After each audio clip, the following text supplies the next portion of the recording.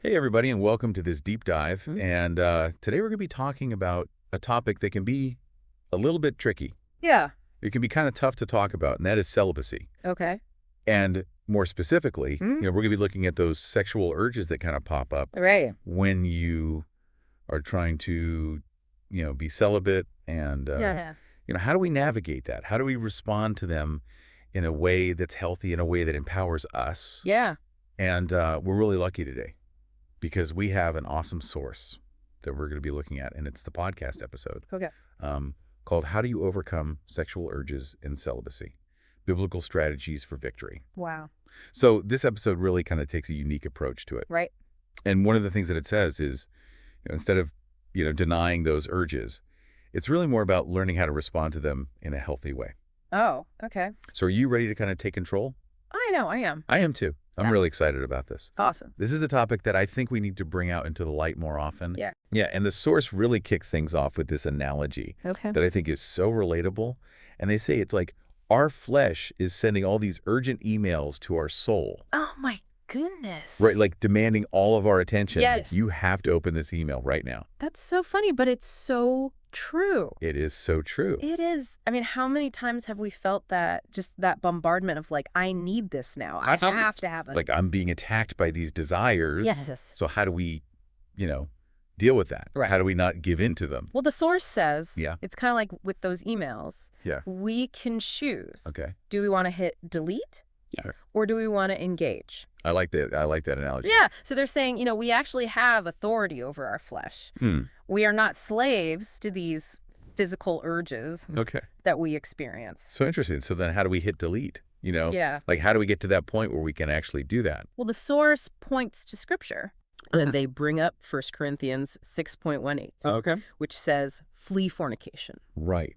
So that almost sounds like we're supposed to be afraid, right? Like any little desire, we got to run away. Yes. And the source actually provides a really interesting interpretation of that verse. Oh, okay. Because they remind us that in the context of the early church, Corinth was known for its sexual immorality. Right. It was like the place to go if you wanted to indulge. Gotcha. So when Paul is telling the Corinthians to flee fornication, he's not talking about running away, like being terrified. Right. He's talking about making a very conscious, deliberate choice to avoid situations and behaviors that could lead to sin.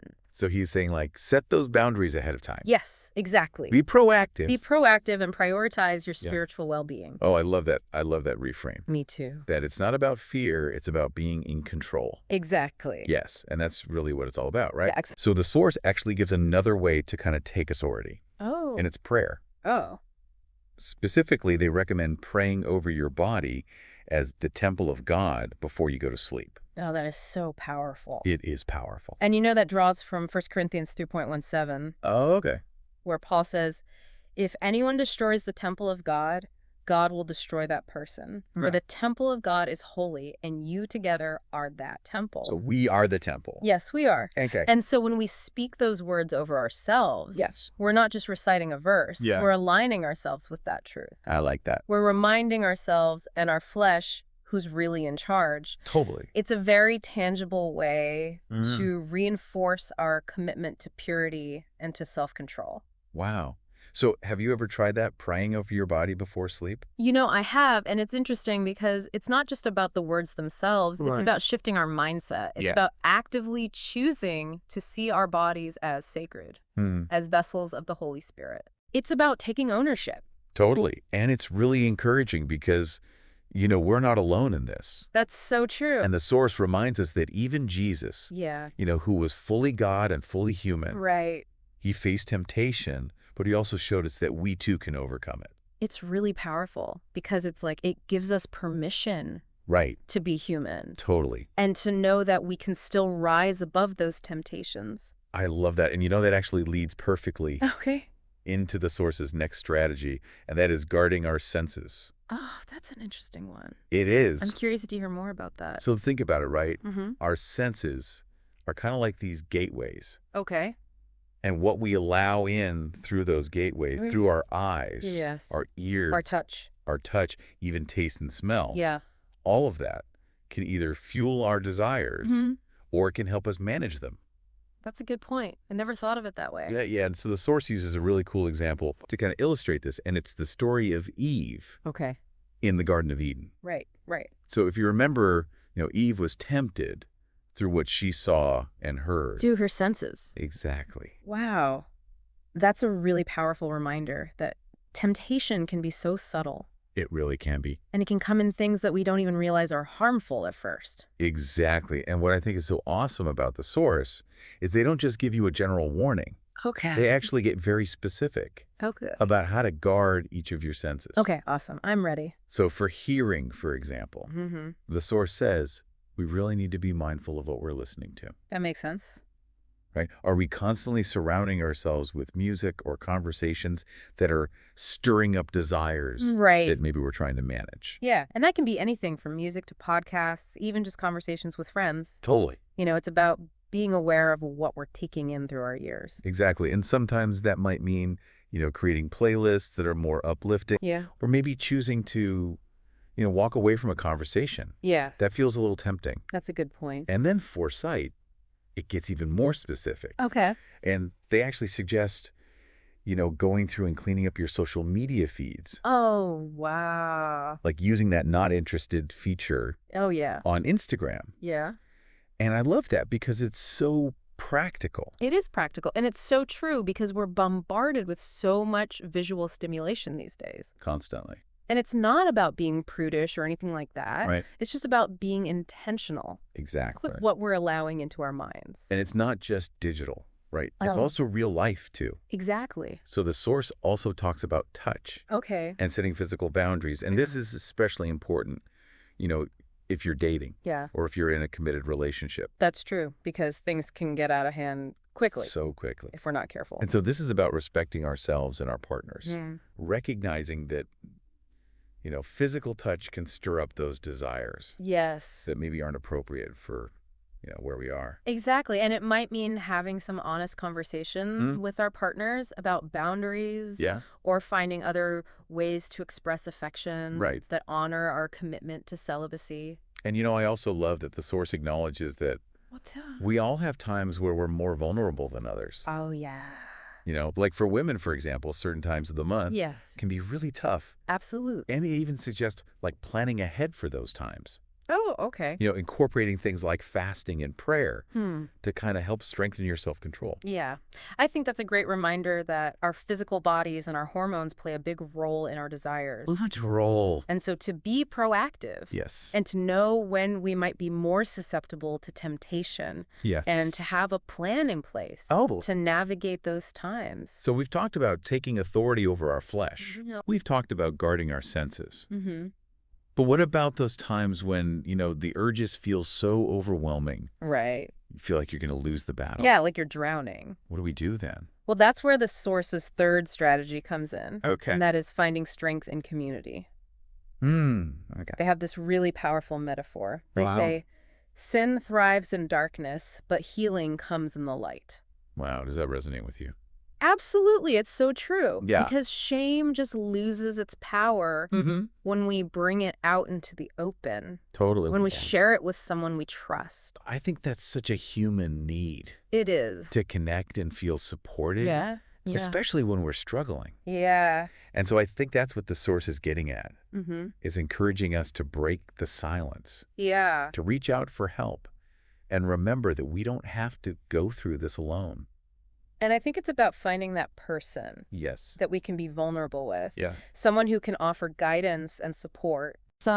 Without judgment. And this is especially important for women I agree. because there's still so much shame and taboo Yes. surrounding female sexuality. Absolutely. And it takes so much courage It does. to break through those Yes. barriers Yeah. and to seek out support. And the source reminds us that asking for help is not a sign of weakness. No, it's not. It's a sign of strength, It's humility. Exactly. And it reminds me of Psalm 32.8, Oh, okay. where God says, I will instruct you and teach you in the way you should go.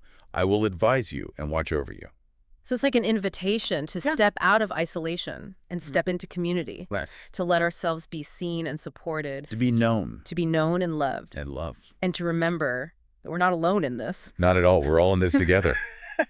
Welcome back to our deep dive, everybody. We're continuing to talk about how to navigate these sexual urges during celibacy. Yes. And Yeah. before we went to the break, we were talking about finding strength in community. Yes. And, it's like that saying, a problem shared is a problem halved. That's so true. Right. And it just makes me think about how important it is Yeah. to find the right people Yes. to share these things with. Invited. Yeah. People who can offer support without judging, Hmm.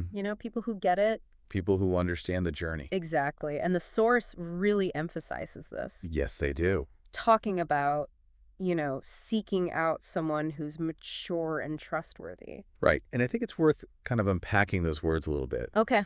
Because when we say mature in this context, Yeah. it doesn't necessarily mean age, Right. right? It's more about finding someone who has a certain level of wisdom and emotional intelligence, That's a good point. right? Someone who's walked their own path Yeah. and can offer guidance from their own experience, Exactly. not just, what they've read in a book. Right. And trustworthy is key. Oh, absolutely. It's about feeling safe enough Yeah. to be vulnerable, to be honest without fear of being judged Absolutely. or gossiped about.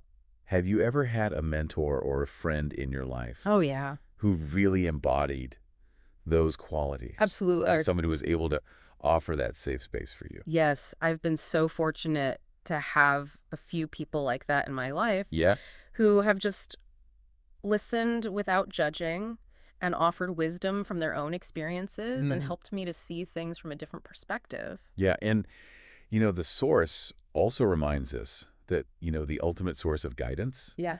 is the Holy Spirit. Absolutely. Right. And they encourage us to pray for discernment, to ask God to lead us to the right people Yeah. who can support us on this journey. To be open Yeah. to those people coming into our lives. It's about surrendering that control Mhm. and trusting that God will provide Yeah. that help in the right time and in the right way. And sometimes those people come from unexpected places. They really do. It might not be a pastor or a therapist. Right. It could be a friend or a family member, Yeah. a teacher or a mentor. Even a stranger. Yeah, absolutely. Right. The key is just being open Yes. to receiving that support. To those divine appointments Yes. that God orchestrates I love that. in our lives. So we've talked about these 3 powerful strategies from the source. Okay. Taking authority, guarding our senses, and finding strength in community. Yes. But let's get even more practical. Okay. What are some things our listeners can do right now to implement these strategies? Okay, well, it's important to remember that, there's no one-size-fits-all approach here. Right. What works for one person might not work for another. Mm-hmm. So it's about being curious and experimenting, finding what resonates with you Yeah. and what feels sustainable for your unique journey. Absolutely. But I'm happy to share some ideas. Please do. So for taking authority, one practical tip is establishing a regular prayer routine. Okay. And it doesn't have to be anything complicated or fancy. It could be as simple as setting aside 5 minutes each morning to pray over your body, to declare your commitment to purity, and to invite God's presence into your day. I love that. And it doesn't have to be just in the morning. Oh. Right? Like, what about those times throughout the day Yes. when you're feeling tempted? Those are the moments where we Yeah. need to hit the pause button. Yes. And turn to God. Like an SOS prayer. Yeah, a quick, God, I need your help right now. Yeah. And, the source also talks about incorporating affirmations into that prayer time. Oh, I love that. Speaking truth over ourselves, Mhm. reminding ourselves of our identity in Christ. Yeah, because words are so powerful. They are. Right? And so when we speak those truths over ourselves, Yes, it's like we're taking back control absolutely. of our thoughts and aligning them with God's will. Another practical tip for taking authority Okay. could be setting boundaries with technology. Oh, that's a good one. Yeah, maybe limiting social media use, deleting certain apps, or maybe having a digital curfew Oh, yeah. where you turn off all devices an hour before bed. I love that I've even heard of people creating separate social media accounts Oh, wow. that are just for following positive and uplifting content. That's a great idea. Right? It's like creating a digital sanctuary Yes. that's free from all of those tempting images Exactly. and messages that are constantly bombarding us. It's like being proactive It is. about what we're allowing into our minds. Exactly. And speaking of guarding our senses, the source also talks about the importance of being mindful of the music we listen to. Oh, yeah, music is huge. Yeah. So maybe that means, creating a playlist of songs that inspire and uplift you, Yes. or just being aware of how certain lyrics or genres make you feel. That's a good point because I know I've definitely noticed that certain songs can evoke strong emotions Yes, or bring back memories yeah, that can trigger those unwanted desires. totally. So it's about being discerning, recognizing those triggers. And making choices that support you Yes. and your emotional well-being. Exactly. And it's not just about the music itself. Right. It's also about the atmosphere it creates. Yes. Maybe listening to certain types of music while you're working helps you focus, Yeah, or listening to other types of music while you're relaxing helps you connect with friends. absolutely. It's about being intentional with the type of music we're listening to. Music is so powerful. I never really thought of it as a tool Me neither. for guarding my senses, Yeah. but it makes so much sense. It really does. And, speaking of environment, Okay. the source also talks about the importance of surrounding ourselves with the right people. Oh, yes. This goes back to that idea of finding strength in community. Absolutely. We talked about finding trustworthy people to confide in, Yeah, but it's also about who we choose to spend our time with, absolutely. who we allow to speak into our lives. It's about recognizing that some relationships are more life-giving than others, Yeah, right? And choosing to prioritize those relationships that encourage us, exactly. that support our growth. It's not about cutting off everyone who doesn't share our values, Right. but it's about being discerning Yes. and setting healthy boundaries. It's about creating that circle of trust, Yes. that safe space where we can be ourselves Where we can be vulnerable. without judgment or shame. Exactly. And that might mean having some tough conversations with friends or family Yeah. who maybe don't fully understand, Right. but it's about communicating our needs Yes. with love and respect. And sometimes, the people who are most supportive of our journey Yes. are the ones who've walked a similar path. Right. They get it. They get it. They understand. And there's something so powerful Yes. about connecting with someone who truly understands the challenges. And the triumphs Yes. of celibacy. It's like finding a kindred spirit, It is. someone who's been there. Totally. And, even if you don't have someone like that in your immediate circle, Right. there's so many online communities and resources Yes. where you can connect with others Yeah. who are walking a similar path. And that's the beauty of technology. Mm-hmm. It can be a source of temptation, Yeah. but it can also be a tool for connection. It's all about how we choose to use it. Exactly. And as we've been talking about all these practical tips, Yeah. I think it's so important to remember self-compassion Yes. because it's so easy to beat ourselves up It is. when we make mistakes or Yeah. struggle with those urges. The source reminds us that we're human. We are. We're on a journey. There are going to be ups and downs, Right. victories and setbacks. Absolutely. The key is to approach ourselves with kindness Yes. and understanding. To celebrate the progress and extend grace to ourselves Exactly. when we fall short. It's about treating ourselves with the same love and compassion that we would offer a dear friend. I love that. And, that leads us perfectly to our final point for this part of our deep dive. Okay, what's that? And it's the power of reframing. Ah, I love that. Tell me more. So it's about shifting our perspective. Okay. Instead of viewing celibacy as a burden Yeah. or a sacrifice, Right. we can choose to embrace Yeah. the beauty and the potential of this season. To see it as a time of preparation, Yeah. growth, deepening our relationship with ourselves and with God. Celibacy isn't just about what we're saying no to. Ah. It's about what we're saying yes to. Exactly. And I think this is a perfect segue into the third and final part of our deep dive, Okay. where we'll explore these unexpected gifts of celibacy I love it. and how this season can empower us to live more fulfilling and meaningful lives.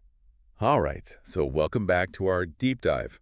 We're now on the final part of our exploration of celibacy. I can't believe it's already the last part. I know it's flown by, but, Yeah. we've covered a lot of ground. Yeah, we have. We've talked about those practical strategies, for navigating urges, like taking authority, Right. guarding our senses, finding strength in community. Yeah, those are really important. But, for this last part, I'm really excited because I feel like we're going to shift gears a little bit. Okay. So instead of focusing on, what we're saying no to Yeah, during celibacy, let's talk about what we're saying yes to. I love that. The source kind of hinted at these unexpected gifts of celibacy. Yes. And I'm really curious to unpack those. Me too. I think it's a brilliant shift in perspective. Yeah. We've talked a lot about the challenges, but it's so important to remember that celibacy isn't just about restriction. Right. It's also a time of incredible opportunity. Yes. And one of the biggest gifts, I think, is the space it creates Sorry. for profound personal growth. Right. Because without the distractions Yeah. and the complexities of a romantic relationship, Mm-hmm. we have this freedom to really focus on ourselves. Like hitting the pause button yeah, on the relationship roller coaster. exact. And using that time to explore our passions. Yes. Develop our talents. Maybe discover hidden parts of ourselves Yes. that we didn't even know existed. It's like a time for deep self-discovery. Absolutely. And it's about, getting to know ourselves on a deeper level, Mm-hmm. exploring our values, our dreams, our purpose. And what's so interesting What's is that? it's not just about personal growth in isolation. Right. Celibacy can also be a time Mm-hmm. to cultivate deeper and more meaningful relationships with others. That's so true, because I think sometimes when we're so focused on finding a romantic partner, Right. we neglect those other important relationships in our lives. Totally. And so without that intensity Yeah. of a romantic relationship, it's like we have more emotional energy to invest in friendships Yes. and family. In our communities. Yeah, it's like we're expanding our definition of love and intimacy. Exactly. And it's not just limited to those human connections. Celibacy can also lead to what I believe is the most profound gift of all. Okay. And that's a deeper and more intimate relationship with God. That's something I can definitely relate to. Me too. When we're not seeking that fulfillment from a romantic partner, it's like we create more space in our hearts for God to move. And we become more attuned Yes. to his presence, to his guidance. To his love. It's like we're finally able to hear that still small voice Mm-hmm. that's always been there guiding us, loving us. It's about shifting our focus Yes. from what we lack to what we have. From what we're missing to what we're receiving. Into the abundance of God's love. Beautifully said, and I'm reminded of that quote by St. Augustine. Oh, yeah. Thou hast made us for thyself, O Lord, and our heart is restless until it rests in thee. Wow, it's powerful. It is. It makes me think that maybe the ultimate invitation of celibacy is to surrender our hearts to God, to allow him to fill us with his love, to discover true intimacy Yeah. and fulfillment in his presence. And that's a truth that goes beyond just celibacy. Right. It's a truth that can transform our lives. Our relationships, our work, our dreams. Absolutely. It's about recognizing that our worth and our value aren't defined by our relationship status, but by our belovedness in the eyes of God. So as we wrap up this deep dive, I'm just curious. Yeah. What's resonating with you? What are you taking away from this exploration of celibacy? I think for me, it's the reframing. Okay. It's seeing celibacy not as this burden Right. or this sacrifice, but as a gift. Yeah. A time of growth and transformation and deeper intimacy with God. I love that. It's about reclaiming our power, Yes. and living a life that's aligned with our values. I love that. And I hope our listeners are walking away with that same sense of hope and empowerment. Celibacy isn't a punishment. It's not. It's an invitation. Yes. It's an invitation to embark on a journey of self-discovery, to cultivate a deeper relationship with God, and to discover true love and fulfillment. It's an invitation to live a rich and meaningful life Yes. that reflects God's grace. So to our listeners, Yes. whether you're walking the path of celibacy right now or just exploring this topic, we encourage you to embrace this journey with curiosity and with courage. Yes. Allow yourself to be transformed by the challenges and the triumphs. Absolutely. And trust that God is with you every step of the way. Thank you for joining us on this deep dive. We hope you found it insightful, encouraging, and empowering. Until next time, keep diving deep, keep seeking truth, and keep embracing the journey.